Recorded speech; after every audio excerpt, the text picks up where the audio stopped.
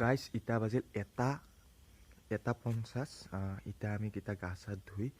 Ready হৈ লওঁ ক'ত যাম কি কৰিম সকলোবোৰ গম পাব আৰু এই এটা বজাত গা ধুই ক'ত যাম নিশ্চয় গম পাব নিশ্চয় টাইটেল ফেমিলি নিশ্চয় গমেই পাইছে তো বলক এটা গা চা ধুই লওঁ গা পা ধুই ৰেডি হৈ একদম যাই আছোঁ এতিয়া বুলি তাকো কি খাই চাওকচোন একবাৰ বগৰী এই বগৰী খাই পূৰা আমি যাম নগাঁও আমি পূৰা নগাঁও মন্দিৰলৈকে যাম বগৰী খাই তো বলক কি হয় কি নহয় দাউৰে যাম নেকি দাউৰি যাব পাৰি নেকি এই নগৰী ঠাণ্ডাত হা নৰাই ঠাণ্ডাত দাউৰে যাম বুলি ভাবিছিলোঁ নাযাওঁ দিয়ক বলক বাছত যাম আমি আৰু তো গাইছ এইখান আমাৰ বাছ আমি ইয়াতে যাম এতিয়া মানে ইটা বাজিল 2:35 আমি যাব ওলছোঁ নগাঁও মৃত্যুঞ্জয় মন্দিৰ তো যাই পাই উঠি গোটেই দেখি আছোঁ তো গাইছ আমাৰ বাছ পুৰা ফুল হৈ গ'ল তো পুৰা গাইছ আমাৰ যাত্ৰা আৰম্ভ হৈ গ'ল পুৰা অন কৰিলোঁ 2টা বজাৰ পৰা বহিছোঁ গাইছ পুৰা 2টা বজাৰ পৰা 1.5 ঘণ্টাৰো ওপৰত হ'ল 3:30 বজাত এতিয়াহে আৰম্ভ হ'ল ক'ব নোৱাৰোঁ আৰু কেইটা যাই পাওঁ একদম যাই পাই লগ পাই আছোঁ তো বলক আৰু কি হয় কি নহয় জালুকবাৰী পালোঁ অলপ মুক্তি ল'ম তো যাই পাই লগ পাই আছোঁ মাজতে ক'ৰবাত ভিডিঅ' হ'ব পাৰে শৰাইঘাট দলং পালোঁ গাইছ শৰাইঘাট দলং বলক মানে গাইছ বেছিভাগ মানুহ মানে বাগাৰে দি আছে ইয়াৰ আমিও গাইছ বাগাৰে দিম দিয়ক নে কি অলপ আগত লগ পাই আছোঁ নিশ্চয় অ'কে গাইছ এতিয়া পালোঁ যোৰাবাট আৰু যোৰাবাটত এতিয়া অলপ চাহ পানী খাই লওঁ 6টা বাজিল 6টা বজাত আমি যোৰাবাট পালোঁ এতিয়া আমি অলপ চাহ পানী খাই লওঁ গজা চাই খাই লওঁ দিয়ক দে আৰু অ'কে চাহ তাহ খাই ল'লোঁ আৰু চাওঁ আৰু কি হয় কি নহয় पूरा गाइस रास्ता सकना पूरा एका रास्ता शिलोंग पूरा फिर आता भाई से यार पूरा गायर उड़ी गए शिलोंग और एका बेका दीघलिया बात यार तो এনেকৈ গৈ আছোঁ আৰু ফিলিংছ এটা লৈ সো কি দেখুৱাব আৰু কি নোৱাৰো তো চাই থাককচোন ভিডিঅ'টো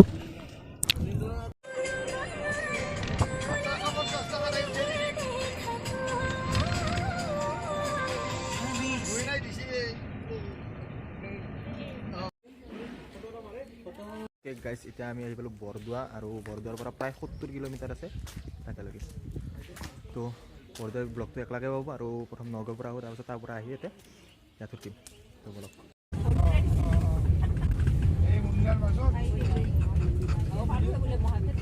তো গাইছ ফাইনেলি পাই গ'লোঁ আমি তো গাইছ মন্দিৰত যোৱাৰ আগে ভৰি হাতটো ধুই লওঁ তাৰপিছত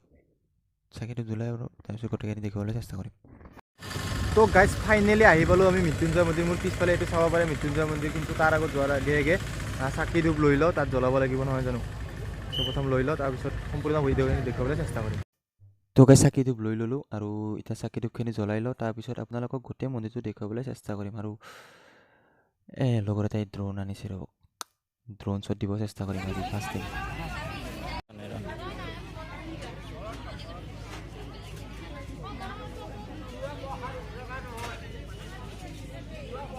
তো গাইজ বলক মন্দিৰৰ ভিতৰলৈ সোমাই যাওঁ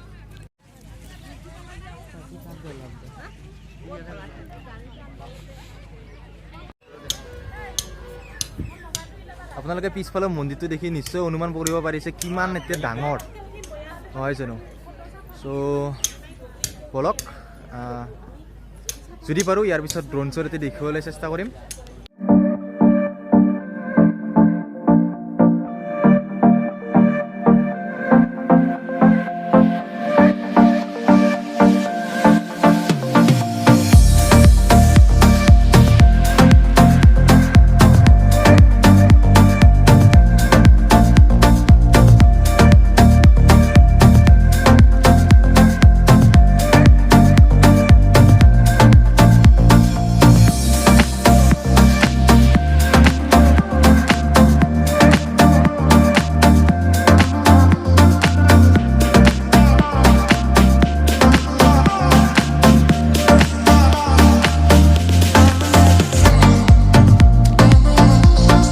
গাইছ এই মন্দিৰটোত সোমাবৰ বাবে 4খন গেট আছে, এখন এইফালেৰে আৰু বাকী এইখনৰ পিছফালে আৰু দ চাইডে 4খন গেট আছে, এইখন এইফালেৰে। তো বলক আৰু এই কথা বা কি কি পানী আছে গাইছ, নিশ্চয় পানীৰ হেৰি হ'ব দেখি এইবিলাক কাম চলি আছে, গোটেই ক্লিয়াৰ হোৱা নাই আৰু মন্দিৰটো। তো চাওক গাইছ, বহু হাজাৰ বছৰ আগতে গুৰু শুক্ৰাচাৰ্যই এই স্থানত মৃত্যুঞ্জয় যজ্ঞ পাতিছিল। আৰু চাওক, মৃত্যুঞ্জয় যজ্ঞ য'তে ত'তে পতা যজ্ঞ নহয়, এই যজ্ঞ পাতিবৰ বাবে এটা এনাৰ্জিৰ প্ৰয়োজন, যিটো এনাৰ্জি ইয়াত আছে। আৰু ভাৰতৰ 3টা স্থানতে মহামৃত্যুঞ্জয় যজ্ঞ পতা হয়। এটা হ'ল নগাঁও আৰু ছিকিম, তাৰপিছত টমলা কেশৰ নে কিবা এনেকুৱা জেগা। আন্দাজ ভুল হ'ব পাৰে গাইজ, যদি ভুল হৈছে আপোনালোকে কমেণ্টত ভালদৰে জনাই দিব আৰু তাইৰ নধৰিব। আৰু গাইজ এই ইতিহাস উদ্ধাৰ কৰিছিল আচাৰ্য শ্ৰী শ্ৰী ভিঘু গুৰু মহাৰাজ দেৱে। গাইজ মন কৰিব লগা কথা এটাই যে মৃত্যুঞ্জয় মন্দিৰ এই পৃথিৱীৰ এইটোৱে একমাত্ৰ। মন্দিৰটো ডাঙৰ, চাওক না কিমান ওখ, জানিব পৰা মতে 126 ফুট ওখ এই মন্দিৰটো। ইটা বাজিল 12টা, মানে গাড়ীখন একদম ৰাস্তাত বহিয়া হৈ গৈছিল, একদম মানে ৰাস্তাত হিলে গৈছিল মানে চাকা এটা, সেইকাৰণে দেৰি হৈ গ'ল। তো ভিডিঅ'টো এইখিনিয়ে আছিল। যদি ভিডিঅ'টো ভাল লাগিল তেতিয়াহ'লে লাইক কমেণ্ট শ্বেয়াৰ কৰি দিব, আৰু চেনেলটোত যদি কোনোবা নতুন আহিছে তেতিয়াহ'লে ছাবস্ক্ৰাইব আৰু কাষত থকা বেল আইকন বটনটো দবাই দিব, যেন মোৰ নতুন নতুন ভিডিঅ'সমূহ আপোনালোকে পোনপ্ৰথমে পায়। আজিলৈ এৰিছোঁ, till then Tata, bye bye. পুনৰ এটি নতুন ভিডিঅ'ৰ সৈতে লগ পাম, টাটা।